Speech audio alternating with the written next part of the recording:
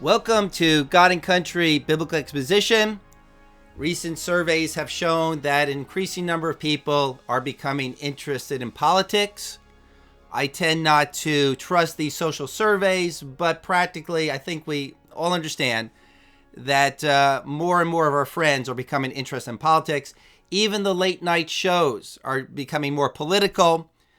There may be a number of reasons for this. When people abandon God, they look to the government as being their God. Or it could be that in social upheaval, people tend to be more interested in politics. But whatever the reason, we certainly can use politics, commentary on the city of man, to point people to the kingdom of Christ. We can say to people, look at all the insanity that's going on in the world.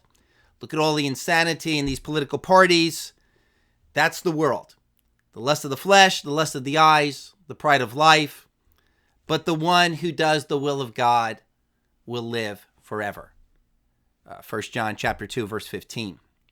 So come to Jesus Christ. And our calling, Acts chapter 26, verse 18, is to open their eyes that they may turn from darkness to light and from the dominion of Satan to God, that they may receive forgiveness of sins and an inheritance among those who have been sanctified by faith in me. From the dominion or the exousia, the authority of Satan, to becoming under the authority of God. Well, on this week's program, I would like to help you to understand what's happening in the world by defining a current buzzword. And the term is virtue signaling. Those of you who are political wonks probably already know what this term means, but many do not. And those of you who think you know what it means, you may not have fully defined it. The term has been kicking around for about 20 years. It's become very popular in articles and on social media in the last 3 or 4 years. So let me define it. Virtue signaling: the action or the practice of publicly expressing opinions or sentiments intended to demonstrate one's good character or the moral correctness of one's position on a particular issue. To signal is a term that is often used by biologists to describe how species will do certain things to get attention. The male peacock will signal by strutting its feathers to impress the female. And so humans will signal their virtue to impress others of their alleged self-righteousness or political correctness. Another term you will hear often is the term moral preening. To preen is to make oneself look more attractive. And we all do this in very subtle ways. C.S. Lewis, in the Screwtape Letters, chapter 17, the demons describe how gluttony, sensuality, and selfishness can be hidden under the guise of virtue. And he describes a woman, the Christian's mother. Lewis writes, she always turns from what has been offered to her to say with a demure little sigh and smile, "Oh, please, please. All I want is a cup of tea, weak but not too weak, and the tiniest, weeniest bit of really crisp toast." In a crowded restaurant, she gives a little scream at a plate which some overworked waitress has set before her and says, "Oh, that's far too much. Take it away and bring me about a quarter of it." If challenged, she would say she is doing this to avoid waste. At the very moment of indulging her appetite, she believes she is practicing temperance. What she is really trying to do is show everyone how dainty and non-gluttonous she is. Her words are more about virtue signaling than about getting the right portion of food. Another example of virtue signaling might be somebody who says, "I hate messes," in order to show how tidy they are. Or might say, "I hate those crazy drivers," in order to subconsciously convey the idea to others that he is such a good driver. So this is virtue signaling. The term was created, or at least now being used, by the right as a pejorative against the political left. Whenever a popular entertainment figure or a media figure jumps on the latest politically correct story, whether that be gun confiscation or open borders for illegals or LGBT rights, conservatives will say that they are virtue signaling. In other words, they're mouthing off on a topic in order to show others how in step they are with the liberal line. And the left has come to hate the term virtue signaling because it is such a witty, effective, concise term to insult one's opponent. And there's nothing that the left hates more than being called hypocrites or bootlickers. Just like the word snowflake. That was used by the right to describe students on campus who want safe spaces and who will not tolerate speech that contradicts their worldview. And calling these students snowflakes has been so effective that it has shifted the culture. Students who now want safe spaces are now perceived as being cowardly and weak. And I think it has a lot to do with the political right effectively using this word snowflake. The leftist, Saul Alinsky, in his Rules for Radicals said, "He who controls the language controls the masses."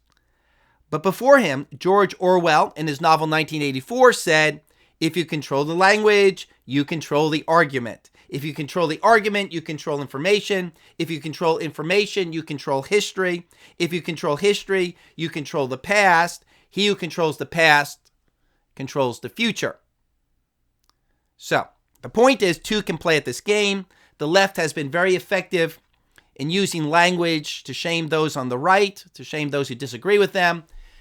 But the right is now doing the same. Just by the way, I think the right has been reluctant to do this because of our moral values. We believe in sound arguments. We don't believe in broad-brushed pejoratives. We tend to stop and think, well, not all students are snowflakes just because they want a safe space. But the left, on the other hand, will call all of their opponents Nazis, even if the term doesn't apply. Because given their moral relativism, they don't care about the dictionary definition of a word. What they're interested in is the emotional impact. They're just interested in taking down their opponents by any means necessary, which is something we'll hear quite often on the left, the phrase, by any means necessary. But most often, the right holds themselves to rightness in argumentation. Kind of getting off track here.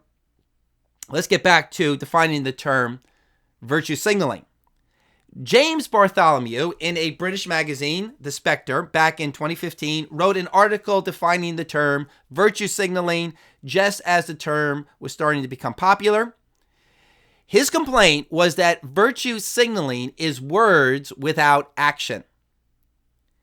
You want to be virtuous? Say the right things violently on Twitter.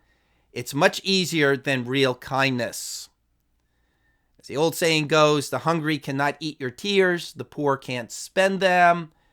He writes, there are many ways to advertise your virtue.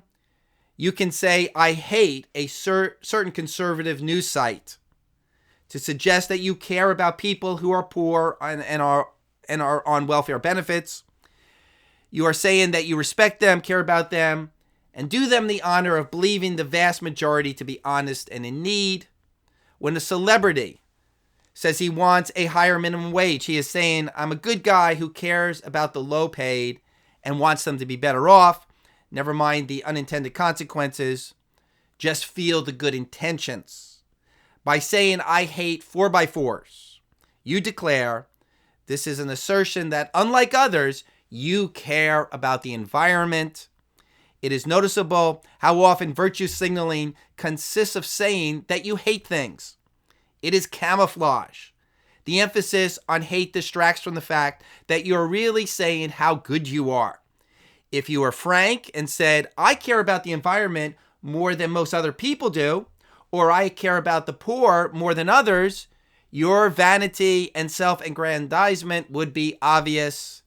Anger and outrage disguise your boastfulness. And then at the end of the article, Bartholomew refers to how comedians can make a living off of virtue signaling. And I find this to be a very discerning assessment. Quote, comedians can make use of virtue signaling of a disparaging kind. With the right audience, they can get laughs, scorning the usual suspects, the Independence Party, the Daily Mail, Eton, bankers, and the rest. The audience enjoys the caricature of all of these, sneering at them, and in the process join together as a congregation of the righteously contemptuous. What a delight to display your virtue. Feel confirmed in your views, enjoy a sense of community, let off some anger, and have a laugh all at the same time. It's so easy. Unquote. So a recent example of this in America would be Stephen Colbert, virtue signaling on healthcare and on immigration, or Samantha Bee, virtue signaling by calling Ivanka the C word for tweeting a picture of herself and her son. In fact, these shows are based entirely on virtue signaling. The audience is not so much entertained by humor as much as by this feeling of self-righteous smugness. One more quote from Bartholomew. No one actually has to do anything. Virtue comes from your words or even silently held beliefs. There was a time in the distant past when people thought you could be virtuous by only doing things, by helping a blind man across the street, looking out after your elderly parents instead of dumping them in a home, staying in a not wholly perfect marriage for the sake of the children. These things involved effort and self-sacrifice. That sounds hard. Much more convenient to achieve virtue by expressing hatred of those who think the health service could be improved by introducing competition. There was a time when Britain had a form of Christianity in which pride was considered a sin. Maybe that is why some of us find all of this virtue signaling obnoxious. It's just showing off. For some of us, it's both ridiculous and irritating. Oh, and here's another good point. He writes, Twitter lends itself very well to virtue signaling, since it is much easier to express anger and scorn in 140 characters than to make a reasoned argument. Unquote. So, people in the media, people in Hollywood can voice their opposition to borders, to racism, to drug enforcement, but they're insulated from the consequences of those sins. They can call for open borders, but are they opening their home to illegal immigrants? No, that's something for other people to do. So this is why virtue signaling is not only self-righteous pride, it's also hypocrisy. Now, what does the Bible have to say about virtue signaling? We can go right to the words of Jesus, what he said about the Pharisees, Matthew chapter 23, verse 6. But they do all of their deeds to be noticed by men, for they broaden their phylacteries and they lengthen the tassels of their garments. They love the practice of honor at banquets and the chief seats in the synagogues. Well, there's that verse. There's many other statements of Jesus rebuking self-righteous moral preening. And this was a key principle in the Sermon on the Mount. Matthew chapter 6, verse 1. Beware of practicing your righteousness before men, to be noticed by them. Otherwise, you have no reward with your Father who is in heaven. So when you give to the poor, do not sound the trumpet before you, as the hypocrites do in the synagogues and in the streets, so they may be honored by men. Truly I say to you, they have the reward in full. Matthew chapter 5, verse 6. When you pray, you are not to be like the hypocrites, for they love to stand and pray in the synagogues and on the street corners, so that they may be seen by men. Truly I say to you, they have the reward in full. But wait a minute. How does one discern between speaking out for what is right and virtue signaling? I mean, all of these celebrities and these media people will claim that they're not trying to make themselves appear virtuous. They're trying to use their celebrity platform to change the culture for good. Well, we can probably be sure that the Pharisees used the same excuse. They were probably saying that they're trying to show their righteous behavior to change the culture for good, that they're trying to let their light so shine before men. Now notice, in the Sermon on the Mount, in one sentence, Jesus says, "Let men see your good works." Matthew chapter 5, verse 16. In another sentence, Jesus says, "Beware of practicing your righteousness before men."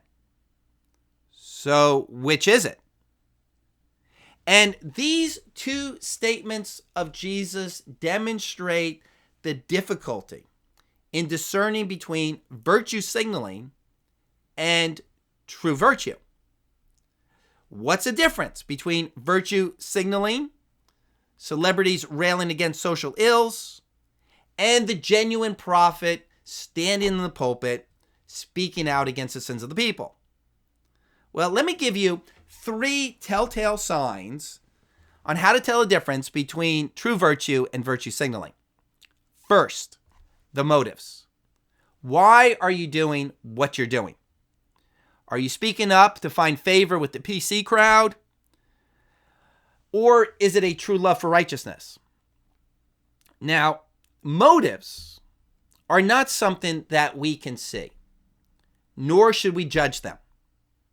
This is 1 Corinthians chapter 4, verse 5, where Paul writes, "Judge nothing before the time, until the Lord brings to light the secrets in men's hearts." But the second and the third telltale signs are how we can know. Second, the person's moral consistency. If you are speaking up for the protection of immigrant children and yet are for the killing of babies in the womb, what you are saying in behalf of the immigrants is virtue signaling, because you're not operating on a true moral compass. You are operating on the principle of pragmatism. You could tell that these Pharisees were virtue signaling when they paraded the righteousness before men because they were immoral in other areas of their life. And unless a person is morally consistent, any moral preening is hypocrisy and virtue signaling. Third, the difference is the cause itself. If someone is fighting for a cause that is intrinsically immoral, something that's lawlessness, that is virtue signaling. Trying to make something or trying to make yourself virtuous even though you're breaking the law of God, such as somebody virtue signaling that they're for women's rights, pro-choice, or that they're for equality, same-sex marriage. That is trying to make oneself appear virtuous in the action of immorality. The concept of using people's rights and freedom and equality to make your immorality seem right. But the point is simply this. Jesus said people virtue signal. And we need to discern when it happens in ourselves, in others, because it's an offense to God and it's offense to man. Now, in closing, I would like to extend the definition of virtue signaling beyond just making oneself appear virtuous. We need to consider that politicians, political parties, party allies, virtue signal to make their party appear like the righteous party. And the opposing party, the unrighteous party. Think about this. What grows a political party? What gets votes for a party? Well, that the political party and the politicians involved are more moral than the other party. So the political party wants to give this perception in the culture that they are the party of morality, the party fighting for human rights, the party that's for the little guy, the party that's compassionate toward the poor. Even if a party is immoral, totalitarian, power hungry, it has to project itself as a moral party. This is what Machiavelli wrote in The Prince. So the propaganda of every political party is to create this public perception of virtue as much as possible. And so a party will grab onto a moral issue and use it as a tool to indict the other party and to lift up their own party. Again, Bartholomew on virtual signaling, he writes, in the jargon of economics, the assertion of moral superiority is a positional good, a way of differentiating yourselves from others. It's worth something to you. Virtue signaling is a way to differentiate your political party from the other party. And a recent proof of this, Newsbusters had an article about the actor Bradley Whitford speaking with Bill Maher about what Democrats must do in the current political climate. Whitford says, the right, for all of their hypocrisy about small government, understand that politics is the way you create your moral vision. He then goes on to say, the left needs to project our political purity. Jack Coleman, who is writing this article, adds, Whitford's laughable claims that liberals hold a monopoly on political purity, a worldview previously espoused by such esteemed figures as Lenin and Mao. So please note here, a claim to virtue is especially true in political groups that are basically anti-Christian. If you're the party that's for higher taxes, for reduced economic freedom, for abortion, for legalized immorality, for drugs, how can you look like the righteous party? You have to do a lot of virtue signaling. There has to be deception. And that deception is to make your party look virtuous, as if your party is overcoming some great evil. This is what the Soviet Bolsheviks did. This is what the Chaikovs did, saying that they were on the right side of history, that they were for justice. To quote Shakespeare, the devil can cite scripture for his purpose. And to quote the social commentator Michael Walsh, Satan uses our own best qualities and noblest intentions against us, perverts them to his own ends in order to accomplish his singular mission, which is the moral destruction of humanity. So evil has to have some virtue to run on, or rather some twisted virtue. For example, how can the wicked duo, Jezebel and Ahab, in ancient northern Israel, make themselves appear like the righteous administration? They were Baal worshippers. They believed in child sacrifice, immorality, all sorts of perversions. Well, there are many examples of how Ahab and Jezebel virtue signaled. But a prime example is when Jehu came to Jezebel to throw her off the throne and literally out of the tower window. 2 Kings chapter 9, verse 30. When Jehu came to Jezreel, Jezebel heard of it, and she painted her eyes and adorned her head and looked out the window. As Jehu entered the gate, she said, "Is it well, Zimri, your master's murderer?" She was sarcastically associating Jehu with another historic murderous conspirator, Zimri, who was a general in northern Israel in the past, who overthrew the king. So here you have Jezebel, a murderer of murderers, accusing Jehu of being disloyal to his king and queen. Jehu is Ahab's general. Look how disloyal he was being. So an ungodly person like Jezebel looks to find fault in her opposition, even if it's not a real fault, but a virtue that in some cases can be a fault, like disloyalty. Disloyalty can be bad when you're disloyal against the good, but it can be good when you're disloyal against evil. And sometimes people can't see the difference.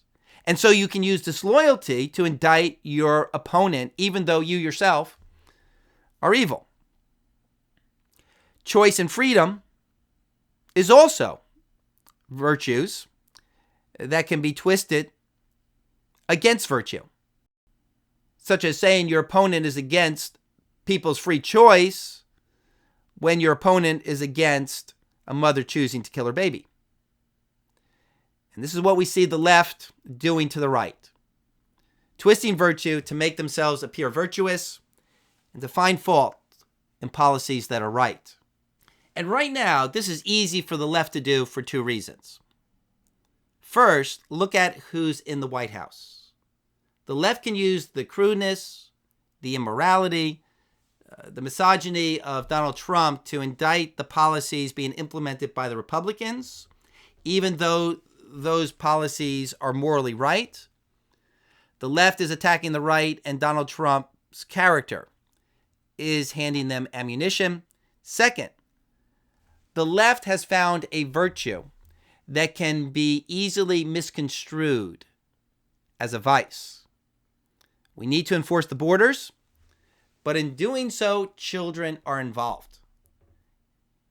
Illegal immigrants are using children as their ticket into America because under the Obama administration, if you came over with children, it was catch and release because nobody wants to hold children in detention with parents. So when someone is arrested for a crime, children are always separated from their parents. And the virtue of arresting criminals can be discredited by focusing on children who are now parentless. Like the guy who stands before the judge. After killing his parents, he asked the judge for mercy because now he's an orphan. Well, the left has a perfect way to promote lawlessness by virtue signaling about these children. There is an interesting Old Testament text in this regard. Proverbs chapter 6, verse 30. Men do not despise a thief if he steals to satisfy himself when he is hungry. Now, this is not saying it's right to steal. In fact, the verse goes on to say that justice must still prevail regardless of people's feelings. Verse 31, but when he is found, he must repay sevenfold. He must give all the substance to his house. But the point is that the thief gets sympathy because his motives are understandable. He's hungry. Illegal border crossers, although they cut in line before others who are waiting legally to get into the United States, although they think they're above the law, they're not despised because they're people who are trying to make a better life for themselves. And we understand why people would want to get into a rich country. So this is the perfect virtue signaling issue for the left to use against the current administration. And the way for the current administration to take all of the wind out of the sails of the left is for Congress to pass a law that sends these illegals back across the border immediately without detention, without a trial. Well, this gets very complicated, but the point here is virtue signaling. Trying to make yourself look virtuous by being personally evil, or trying to make yourself virtuous even though you believe in lawlessness. And virtue signaling is very common. If you're to have any kind of understanding of human nature, you have to recognize virtue signaling. Now, one more text of scripture, Isaiah chapter 65, verse 5. Who say, keep to yourself, do not come near me, for I am holier than you. These are smoke in my nostrils, a fire that burns all day. This is the Old Testament text where we get that popular saying, you think you're holier than thou. Because the Old King James translation is, for I am holier than thou. The context is Isaiah is speaking about the Israeli people in their moral depravity. Isaiah chapter 65, verse 2, I have spread out my hand all day long to rebellious people who walk in a way which is not good, following their own thoughts, a people who continually provoke me to my face, offering sacrifices in gardens and burnt incense on the bricks, who sit among graves and spend their night in secret places. They're involved in the occult. Then, chapter 65, verse 5, who say, keep to yourselves, do not come near me, for I am holier than you. So the lesson is this: those who are committing immorality and idolatry don't merely sin in shame.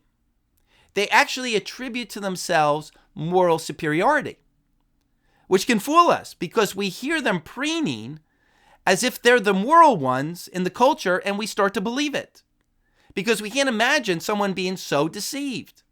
But they are truly deceived. They believe they are crusaders in the LGBT movement and for socialism and for illegal immigrants. They believe they're crusaders for righteousness, that they have become so holy that they're in a special class by themselves. As the text says, do not come near me, for I am holier than God himself. Well, do they really believe that they're holier than God? Yes. By rejecting God's law, they are believing that God's commandments are immoral and their views are moral. They are saying they are more holy than God and they know more than God. And God hates this kind of pride. In the verse, we see this anthropomorphic expression, it is smoke in my nostrils. There is a similar text in the New Testament in this regard. 2 Timothy chapter 3, after listing all of the sins in the last days, men will be lovers of themselves, lovers of money, boastful, arrogant, revilers, disobedient to parents, ungrateful, unholy, unloving, irreconcilable, malicious gossips, without self-control, brutal, haters of the good, treacherous, reckless, conceited, lovers of pleasure rather than God. And then Paul concludes by saying this: they will hold to a form of godliness. Now, we might think that means formal religion, but it can refer to a claim of virtue, that God is on our side. As Maxine Waters recently said in a speech, God is on our side. So immoral, ungodly people will virtue signal. If that describes you, Christ invites you to come to him for forgiveness and a new heart. Now some commentary on the culture.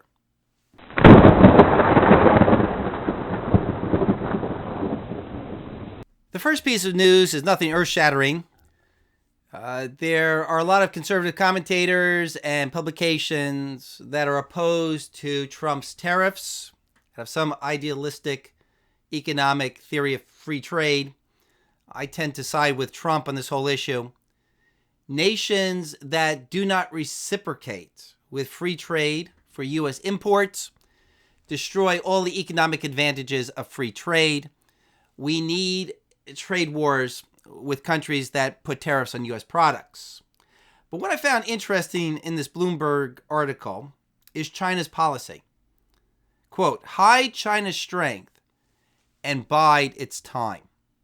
From the article, China's leader outlined a vision to complete China's rise as a global power by 2050. That includes building a world-class military and boosting clout through his Belt to Road initiative to finance infrastructure from Asia to Europe and beyond. Presidential term limits were also removed, allowing him to rule indefinitely. Doesn't this remind us of Revelation 16? The kings of the east will play a major role at Armageddon. Second piece of news. Trump tweeted my suggestion the other week to skip criminal prosecutions and send these border crossers home.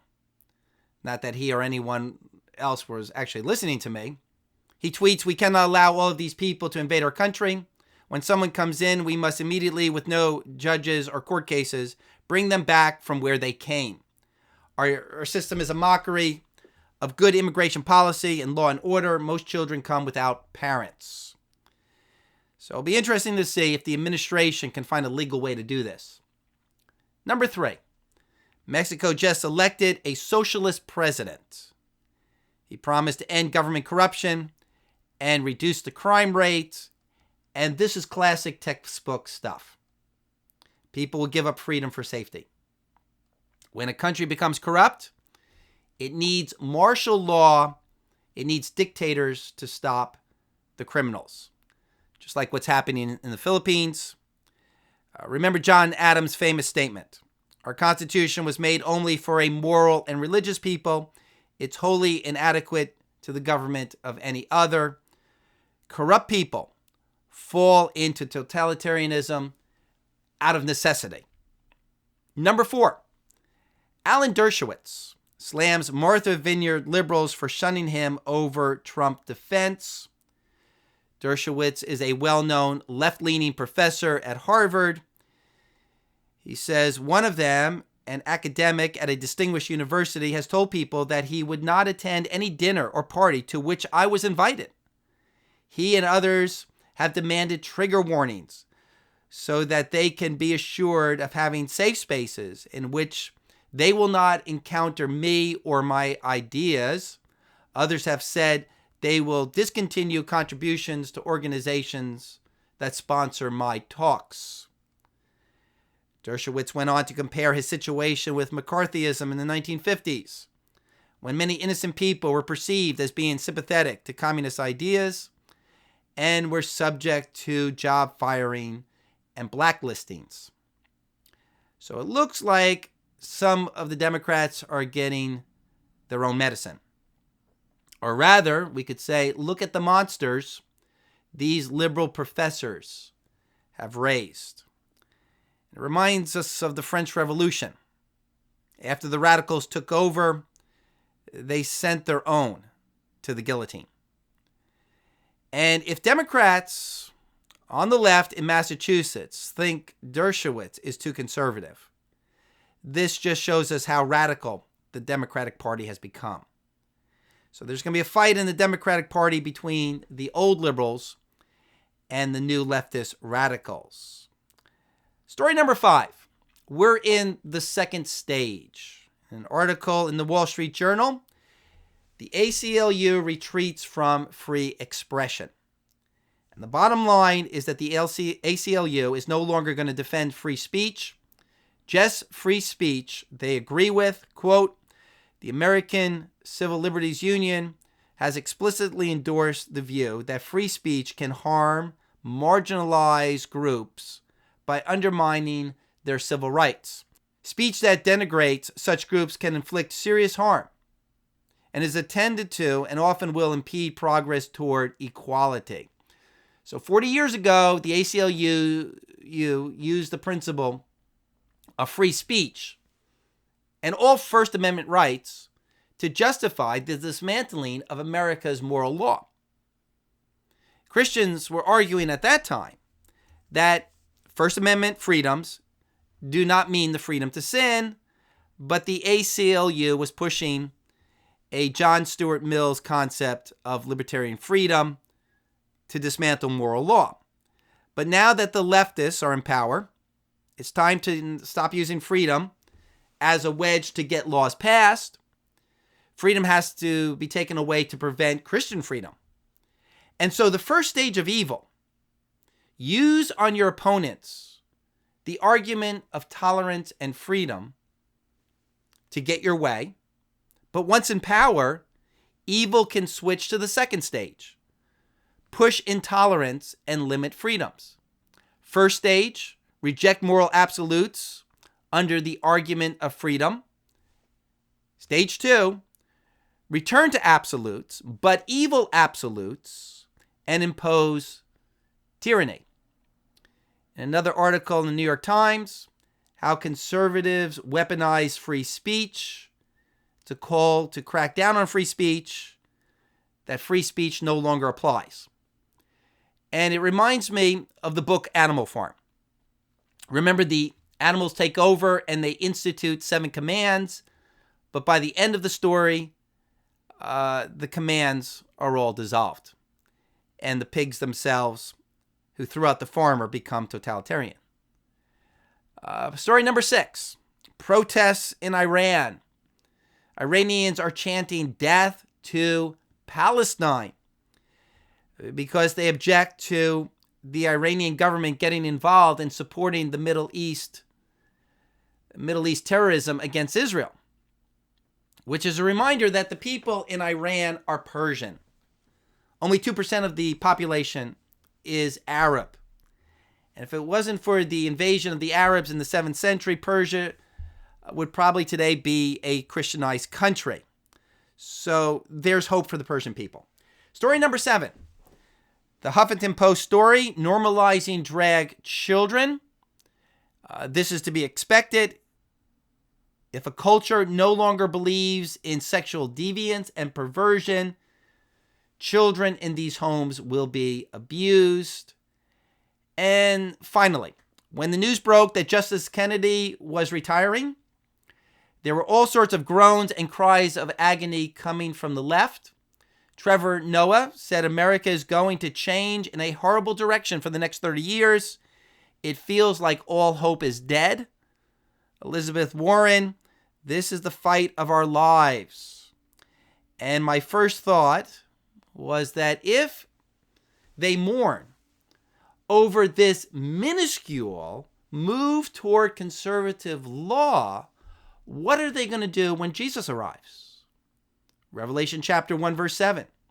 Behold, he's coming with the clouds, and every eye will see him, even those who pierced him, and all of the tribes of the earth will mourn over him. So it is to be. Amen. And Matthew 24:30. And then the sign of the Son of Man will appear in the sky, and then all the tribes of the earth will mourn, and they will see the Son of Man coming in the clouds of the sky with power and great glory. You know, we may think that that word mourn means that the people of the world are going to have pity, or they're going to mourn for their sin. But the Greek word is to strike the body, to lament, to wail, to cut oneself. And it is not a mourning of pity, but it is anger. It is tears of rage. It's Revelation chapter 16. They blaspheme the God of heaven, and they're not going to be happy to see Jesus. But that will be the joy of believers. 1 Peter chapter 1, verse 13. Therefore, prepare your minds for action. Keep sober in spirit. Fix your hope completely on the grace that is to be brought to you at the revelation of Jesus Christ. So thank you for taking the time to listen today. The contact information is on the closing slide. Don't forget to hit the subscribe button. May God richly bless you as you continue to live by his word.